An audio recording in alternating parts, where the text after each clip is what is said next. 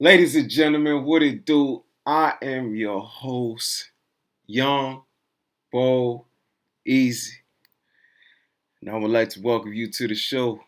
You are now tuned in to the Knicks vibes. Come on, man. You know what we're here for. Alright? Stop playing. Let's get right into it, man. But before we do, please like, comment, subscribe, share with your peoples, man. I truly appreciate it. Alright? Ladies and gentlemen, today we had a game against the Cleveland Cavaliers, which ended in defeat. Shed a tear, shed a tear. Knicks won away, Cavaliers 121. To start this game, man, Donovan and the Cavs came out firing immediately. Uh, First quarter, Donovan had 15 points. Uh, I believe five threes, and the team as a whole had nine. So, I don't. It's it's either they had 9 3 pointers or 12 3 pointers in the first quarter, but they was shooting lights out, and it was just for the team. It was easy to get demoralized. You know what I'm saying? Like being a team when you playing good on the other side also, uh, but the other team is just knocking 3 pointers down left and right, left and right, left and right, left and right. So in the midst of Cleveland knocking down all these 3 pointers, the Knicks were still aggressive. You know what I'm saying? And that's something that you got to give them credit for. Continue to compete, and you let us see that. RJ came out aggressive, didn't have that slow start like normal, um, and had an okay game. That's something we're going to be definitely getting into as the show continues to progress. In that first half, when the bench had their showing, man, Obi had some great minutes. iHeart gave some great minutes. Mitch struggled with some foul trouble again today. Um, guarding Mobley and Jared Allen, you kind of guessed that. But we still have to hold him to that standard of not playing with your hands. Maybe one foul was, you know, a little BS, but you know what I'm saying, still he got to stay out of that foul trouble. But nonetheless, like I was saying, Obi gave great minutes in that first showing for the bench in the first half. iHeart gave some great minutes. Cam played good two-way basketball. Quick was all over the place. You know what I'm saying, like a couple rebounds here, assists here. Uh, was being a little spark plug in that first half and all that stuff. Like he didn't have too many points, like or for the whole game, honestly. But it was just good all around basketball from that bench that you saw once they first came out there. All right, so that first half, man, we allowed 62 points, which I was stating the last game, man. It's like hard to keep these teams under 100 points, man. Like the other day when I was having that show, Atlanta had 136 points, no overtime. Like you're seeing teams exceed 100 points, 120 points, and you see Exhibit A this game 120 plus 121 to be exact in 4 quarters. There's no overtime involved. You know what I'm saying? So teams are putting the ball in the hoop. So we held them to 62 points. That's something that you wish you could clean up. But at the same time, this is a scorers league now. But we had 59 points. So 59-62 at half. That was something really, really good to see. You got once the third quarter came on, man, we jumped on them, man. The third quarter was really, really intense. And I think my favorite part of the third quarter was Brunson was struggling in that first half, but then he came and turned it on and all that stuff, which is something you like to see, especially from your point guard. You don't want him to be in a slump the whole game. So he has such a crafty style of play that you can't keep him out of a game for too long. Eventually, in the midst of creating plays and getting into the paint and things of that nature, he has that footwork ability to, if the pass is not there, to just do a little two-step turnaround jumper and things of that nature. So Brunson was able to get in a little rhythm in that third quarter. But my favorite part, like I was saying, is the Randall mismatch with Evan Mobley, and I think this is something that we definitely need to exploit. They might be a little ready for it because at the end of the day, you have that resource to watch film of the previous time you played a certain team. But at the same time, film ain't gonna help him when he ain't got that weight yet. You know what I'm saying? We need to expose that mismatch that Randall has on Evan Mobley, and that was my favorite part of the third quarter. So third quarter, man, we was really, really good. And the fourth quarter started off stagnant with a few turnovers, some missed shots, man. And then Donovan Mitchell came through. Obi was playing good defense, you know what I'm saying? Sent him right and all that stuff. You thought you had him, thought you was cutting it off. Spin move, two step, you know what I'm saying? Off the spin, cranks it. Like this is coming from somebody who's 6'1", possibly 6'2", with shoes. And man, Donovan Mitchell is just he's another level. He's really, really. This team, he has a chance to really, really be an MVP candidate with this team. There is no doubt in my mind, man. That's something we're definitely going to get into. But when you see his stats and you see the stats from the previous game, he had uh, a good lump sum today. Like I said, he had 15 in the third quarter. I mean, in the first quarter, and then just the whole game. His stats is something we're going to get into. Uh, he had 41 the last game. Him and Karis LeVert had 41 apiece last game. We were able to hold Karis LeVert down to being pretty much scoreless. But man, to have 41 the last game and then have the type of game that you had today, in the fashion that he's doing it, it's not even like it's just scoring, man. This dude could easily be an MVP candidate if he stays healthy.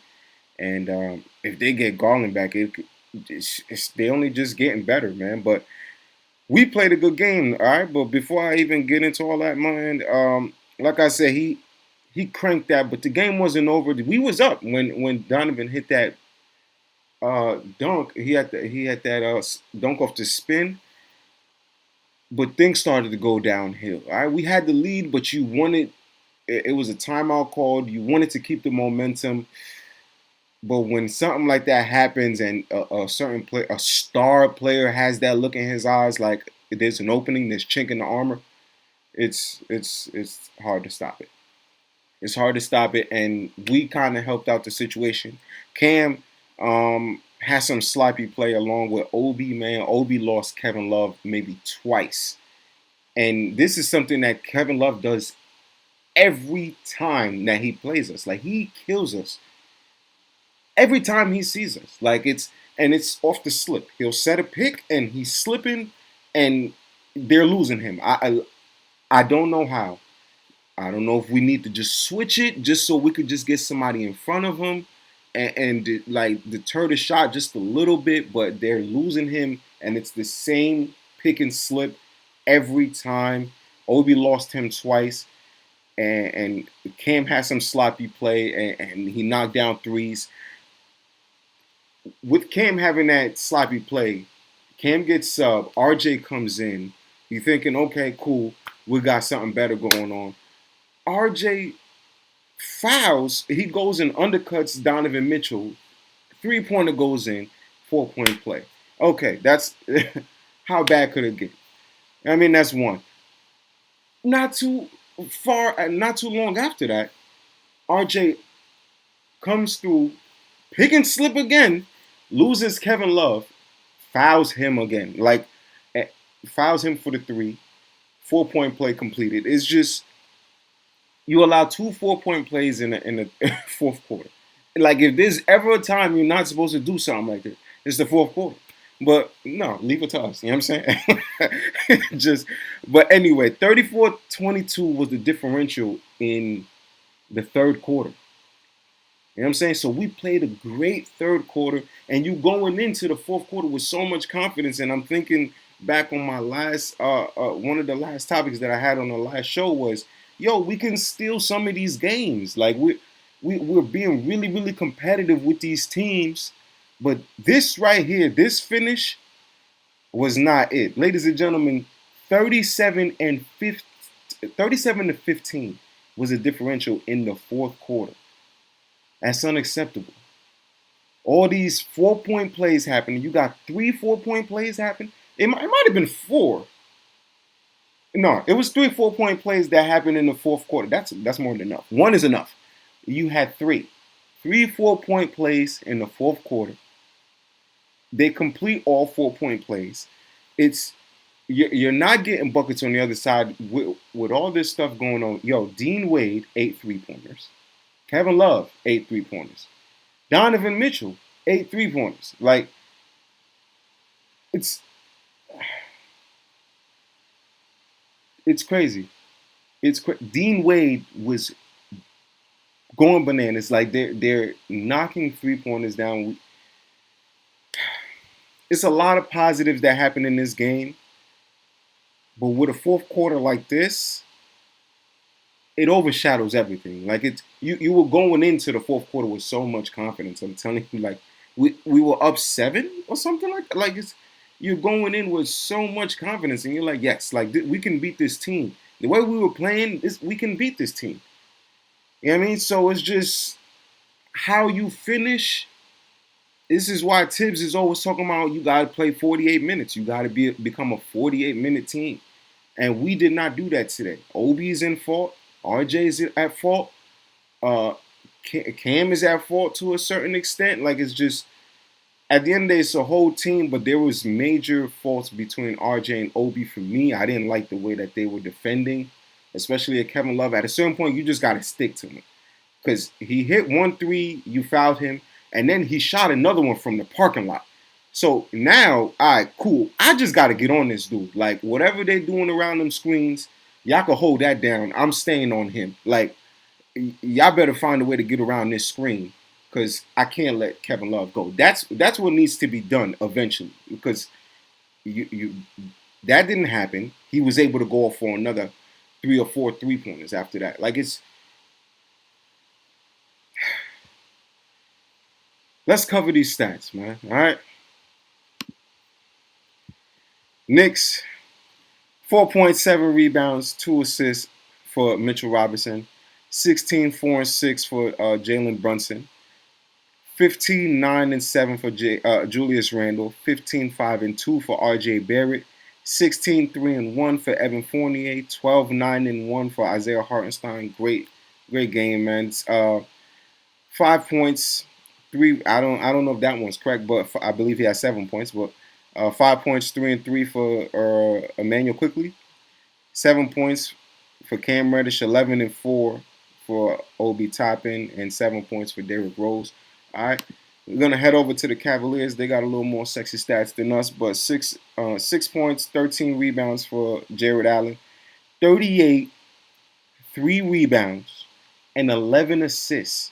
Listen, I don't even think that's correct, man. I don't know what. Listen, but anywho. 22, 4, and 3 for Dean Wade, which is ridiculous. 14, 7, and 2 for Evan Mobley. 29 points for Kevin Love. 29, man. 7 rebounds. Karis LeVert was held to 1 point after he had 41 points the last game, so that was great there. And that's pretty much the end of the sexy stats. So, ladies and gentlemen, with that said, man, I'm going to take you into none other than easy star of the show. And I'm sorry to say it's somebody from the other squad, man. Listen, as much as I would love to pick somebody from the Knicks, I didn't even know I would be picking players from other teams until this game was happening. And I'm like, I'm just going to have to keep it real. Easy Star of the Show was just going to be a segment when I was going to highlight the best Knicks player or my favorite Knicks player of that game. But listen, ladies and gentlemen, we got to keep it real, and that's what we're going to do here on the Knicks Vibes, all right? Ladies and gentlemen, Easy Star of the Show is none other than Don Mitchell. Man, this dude, 38 points, 3 rebounds, 12 assists, 12 for 20 from the field, 8 for 13 at the 3-point line, shooting 61% from deep. Come on, man. Listen, what are we talking about? This is why this is the difference when, you know what I'm saying, you have a team going into the fourth quarter with such confidence. They just won the quarter 34-22. They feeling themselves. But this is what a star does. This is what star players are for. And then that star player leads the way, and in the fourth quarter, that team scores 37-15. Yo, he has 12 dimes. This is MVP numbers if I've ever seen. He had 41 points, and then he was rebounding and had assist that game also. I don't have his stats down pat. I should. He was on fantasy and I got him. You know what I'm saying? he dropped 100 plus points for your boy on fantasy, so I ain't tripping too much. You know what I'm saying? There's some happiness in the midst of all this, and I never like to see my Knicks lose. But anyway, 38 points, man, 3 rebounds, 12 assists. He's doing it all over the place, all over the place. You know what I mean? So it's just this is why during the off season, every Knicks fan was stressed out. You got some people that want Don. You got some people that still want Don. I feel like that we made the wrong decision, even though Utah and company was asking for the whole team to get him on board.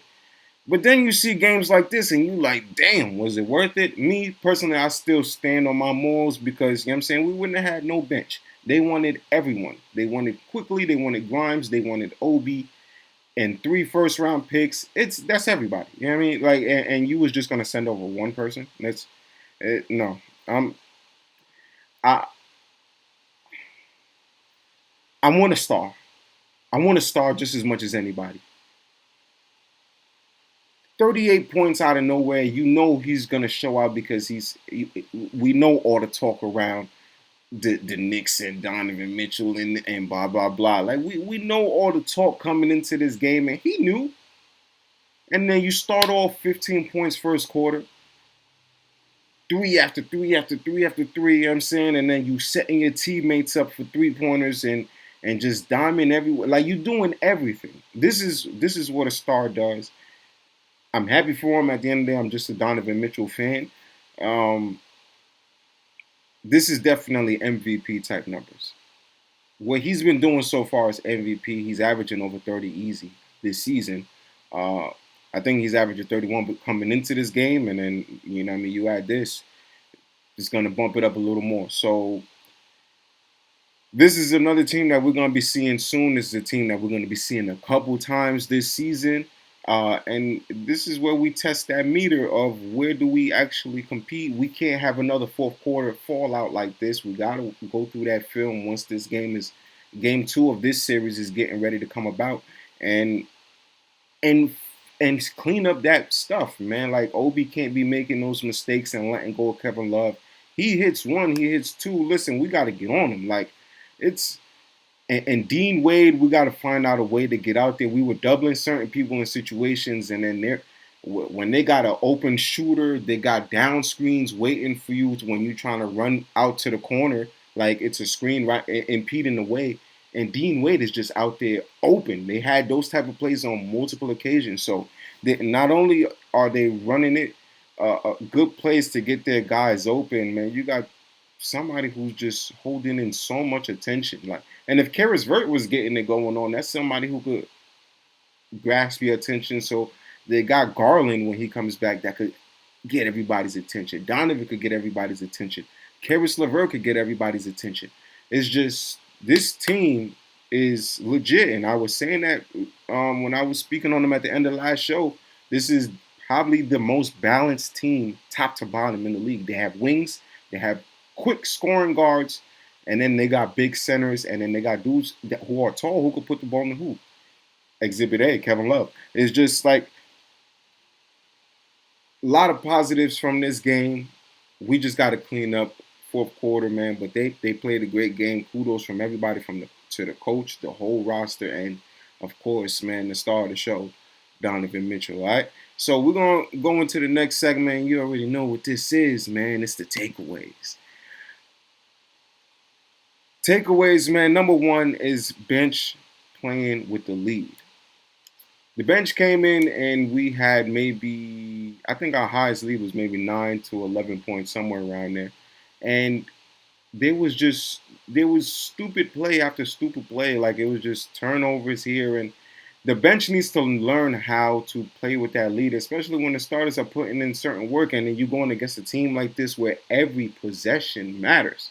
You cannot be doing this type of stuff. So the bench needs to know how to play with a lead, solidify that, and then just we're not saying if they got a 10-point lead, bump it up to 30. I would like to see that. You know what I'm saying? But it's just hold the fort down up until the starters come back in, and then we keep competing that way, and then just try to seal the game. Because the bench did what they had to do.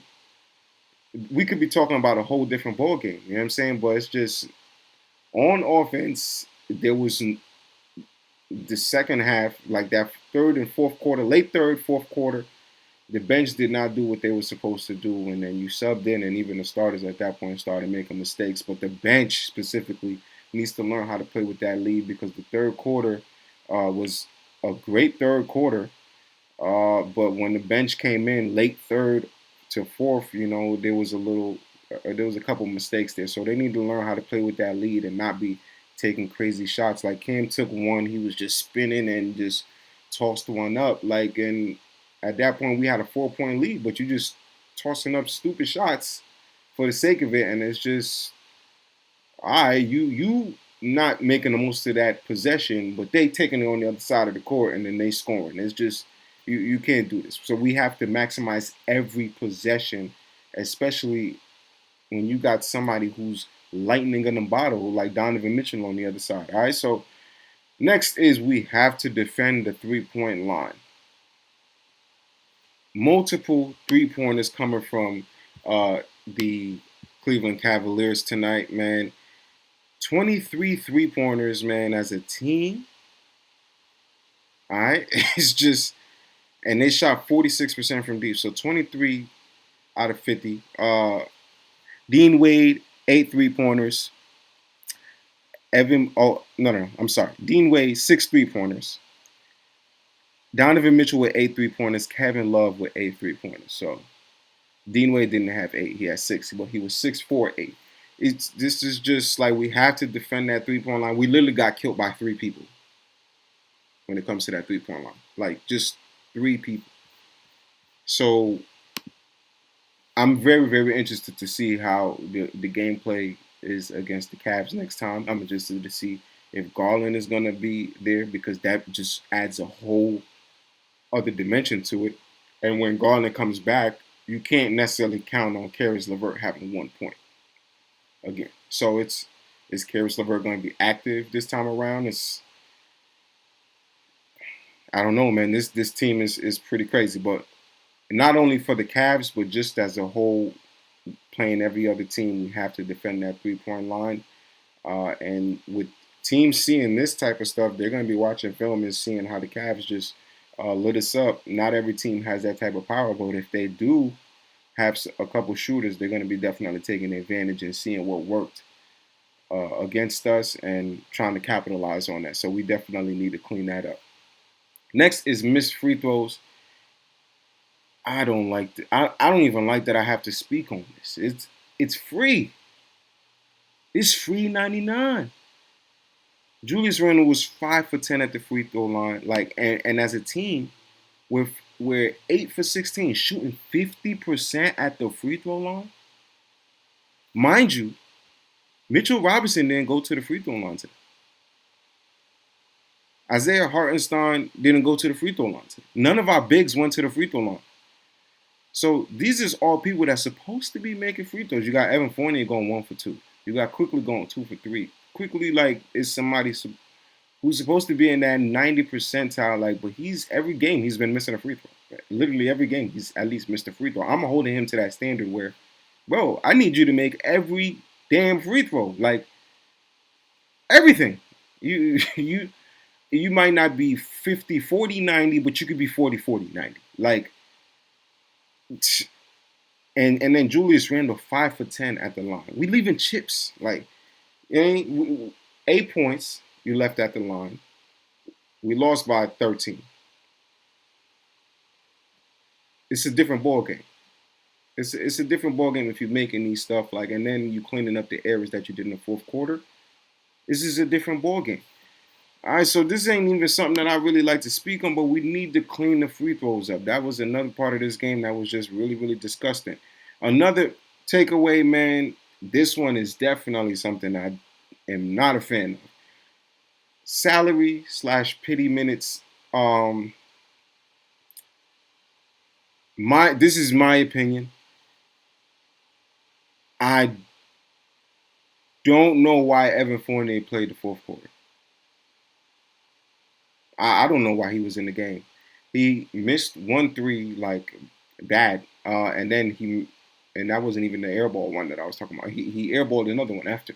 Um, he had 16 points, 15 or 16 points, but it just you know what I'm saying, that was a part of that run. He had two pretty much back to back threes in the corner during a run and things of that nature, and everybody was just playing good first quarter when we were competing and all that stuff. Like, but it's like these it's points it's I don't want to say it's just buckets because at the end of the day points mean something, but it's just not hitting on a complete grand scale. It's just not hitting, and I don't understand why he played the fourth quarter. We clearly need a defensive unit out there. You Dean Wade could move. Evan can't necessarily go. He's not going to put the ball on the floor, but can he follow him around? And he could easily overpower Evan. You know what I'm saying? That's probably the main person he could stay in front of, but you had somebody like Brunson guarding him. He can't guard Donovan Mitchell. Evan Mobley, Jared Allen, and Kevin Love, like, forget about it. So I don't know why he's out there. They have a huge lineup out there. Besides Donovan Mitchell, everyone is pretty much 6'8" and up. And then he just doesn't play defense like that. So you need to add somebody. They took quickly out for Fournier, and we didn't see anything from Fournier in the fourth quarter. And I feel like this is because he's one of those highest paid guys. You didn't get exactly what you wanted from Quickly, but Quickly plays that aggressive type of defense and could get hot in the fourth. He's definitely one of the leaders in minutes, fourth quarter minutes. Um, it's so I don't understand why. That's just if we're gonna be doing this because of salary, like this is gonna be a bad look because we just need to put up people out there who's gonna give us the best chance to win. Tibbs always says he's trying to put the best guys out there to win. Tonight, that didn't look like the case because I truly just don't understand why Fournier was out there, and it didn't serve any purpose. You didn't really get anything from him. All right, so lastly, on the takeaways is two-way question mark. RJ Barrett, as far as this two-way stuff is going on, I know he has a clause in his contract that if he'll get extra money if he's I don't know if on a certain defensive team or. And this was something last year that we were hearing that he wanted to be a better two-way player and this that and the third. He need to show me. I'm getting ready to toss it out the window. He can't. Nah, it's just one. I know your assignments are ridiculous. You got people like Donovan Mitchell. You got Paul George. You got I don't know. Maybe you're the one guarding LeBron when we play the Lakers. It's you got really tough assignments. All right, but sometimes it's dudes that have no business getting by you. So I'm not 100% buying this two-way situation. You're gonna have to show me, but I'm done referring to him as a two-way player. And you also got some play to clean up on the offensive side of things because we played really, really complete. There's five people with double digits and things of that nature. RJ was one of those guys. But as far as this two-way thing, I'm not 100% bought. Like I, I haven't bought in just yet because I haven't seen them really lock somebody up. The one person I know he can guard really, really well as far as these stars go is Bradley Beal. He plays great defense almost every time he sees Bradley Beal. Bradley Beal, I don't recall Bradley Beal ever going off against us since RJ's been on the team, and rightfully so. Y'all trained with the same dude, so if anybody knows his moves, it better be you. uh, but these other players, man, it's other games where it's like dudes is getting buckets against RJ, and it's rather easy. It's So I'm not necessarily bought into this two-way situation yet. That's definitely something I'm going to keep watching. If you can't give us this regular 20-point situation that we're looking for, you got to at least chip in two-way because we know you consistent with the slow starts. Almost every season is a slow start. He hasn't been shooting great from deep. Coming into the game 4 for 28 from deep. Um, hit a I think he hit one or two 3 pointers this game. We just need to see more from RJ. And as far as the two-way defensive side of the ball, I'm not 100% balled out yet. So, ladies and gentlemen, coming down to the conclusion, that's pretty much it. What it is what it is today. Um, a lot of positives, but the way we ended this game was just disgusting, and it's just overshadowed. I want to say a lot of good things about this team. I stated the good parts of it, but it's definitely overshadowed by the way we finished this fourth quarter. It was not a good look. Uh, for this to happen against the Cavs, you're wondering what is in store for us. I do believe Tibbs could double down and help them clean this up.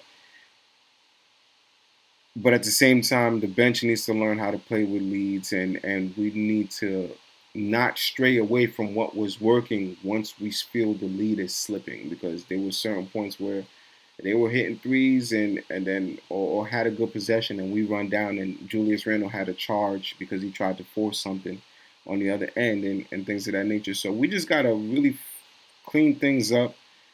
Uh, Try to double down on defense, man. It's really really hard. It's these teams are scoring ridiculously, with 120 points for the I believe second straight game or something like that. And well, I don't know if the Bucks scored 120, but uh, we're just allowing way over 100 points, and that's not acceptable. This is not the way that we're going to win. We're clearly getting buckets. That statement is still valid. Scored 59, and we scored 59 again first half to first and second half. So we're putting the ball in the hoop. I mean, oh no, we didn't. My math is wrong. I'm sorry, but anyway, like we're putting the ball in the hoop. All right, and that's it, man. It was a good game to watch. That fourth quarter just really took a lot out of me, man. I'm not happy with what I saw at all. All right, so next up on the schedule, man, I believe I got to check that one, man. We play Atlanta. We play the Atlanta Hawks. This is a team I do feel like we could beat. They're phenomenal at scoring, but we match up with them really, really nicely. They added DeJounte Murray, so I'm waiting to see.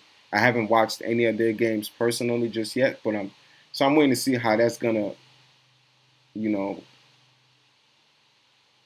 turn out when he's playing against us, and how do we?